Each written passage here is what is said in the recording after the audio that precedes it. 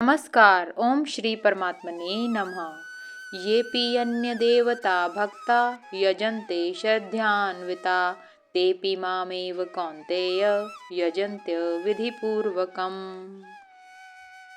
श्लोक में पुरुषोत्तम भगवान श्री कृष्ण अर्जुन से कहते हैं कि हे कुंती पुत्र, जो लोग श्रद्धा पूर्वक अन्य देवी देवताओं की आराधना करते हैं वे वास्तव में मेरी ही पूजा करते हैं, किंतु वे मेरी पूजा अनुचित ढंग से करते हैं।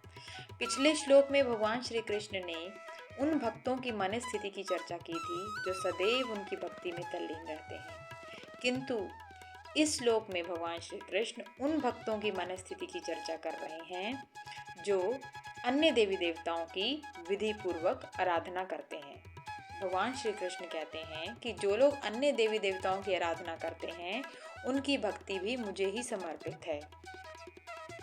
पूजा करने का वास्तविक अर्थ है कर्म करना। इस संसार में मनुष्य की भक्ति इस बात पर निर्धारित होती है कि वह किस तरह के कर्म कर रहा है। संसार में मनुष्य अलग अलग तरह के कर्म करता है, जैसे धन अर्जित करना, प्रतिष्ठा प्राप्त करना, गृह निर्माण करना, व्यवसाय करना इत्यादि। और अलग अलग तरह की इच्छाओं की पूर्ति के लिए मनुष्य अलग अलग देवी देवताओं की आराधना करता है। जैसे यदि मनुष्य को धन अर्जित करना है तो वह कुबेर की आराधना करता है। यदि मनुष्य को गृह निर्माण करना है तो वो विश्वकर्मा की आराधना करता है। और यदि मनुष्य को शक्ति प्राप्त करनी है तो वो देवी की आराधना करता है। और यदि मनुष्य अलग अलग तरह के कर्म बिना परमात्मा से जुड़े करता है तो वह वास्तव में दिव्य को समर्पित करके कर्म नहीं करता। यदि मनुष्य धन कमाना चाहता है और वह कुबेर की आराधना करता है, किंतु वह अपने कर्मों को भगवान को समर्पित नहीं करता, तो कुबेर जी उसकी भक्ति को भगवान श्री कृष्ण को समर्पित करते हैं और उसके बदले में उसे धन की प्राप्ति होती है। और इस धन का मनुष्य अपने लिए उपभोग कर लेता है। किंतु यदि मनुष्य ने इस धन का उपयोग अपने उपभोग के लिए कर लिया तो उसने कृष्ण को त्याग कर धन को चुना। यह उसने एक अच्छा सौदा नहीं किया। यह वैसे ही है कि यदि मनुष्य संपूर्ण पेड़ को उगाना चाहता है तो वह उसके पत्तों में पानी नहीं डालेगा, क्योंकि पत्तों में पानी डालने से पेड़ सूख सकता है। वह उसकी जड़ में पानी डालेगा।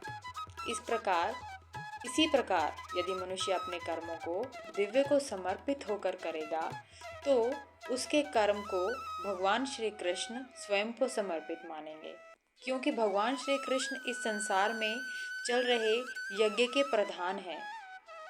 और इसलिए इस यज्ञ में हम जो भी आहुति देते हैं अपने कर्मों के माध्यम से, वह आहुति भगवान श्री कृष्ण को ही समर्पित होती है। और यदि मनुष्य ने अन्य देवी देवताओं की पूजा की तो इसका अर्थ हम एक अन्य उदाहरण के माध्यम से समझ सकते हैं कि जैसे एक सरकारी अधिकारी यदि किसी व्यक्ति के लिए कोई कार्य करता है तो वह उसके ऊपर कोई कृपा नहीं करता, वास्तव में वह स्वयं को शासन के द्वारा प्रदत्त शक्तियों का प्रयोग करता है, वह श्रेय का पात्र नहीं होता। इसी प्रकार कुबेर जी की आराधना करके आप धन की प्राप्ति कर लेते हैं, किंतु वे अपना श्रेय वास्तव में भगवान कृष्ण को ही देते हैं। अंतिम सत्ता भगवान श्री कृष्ण ही है।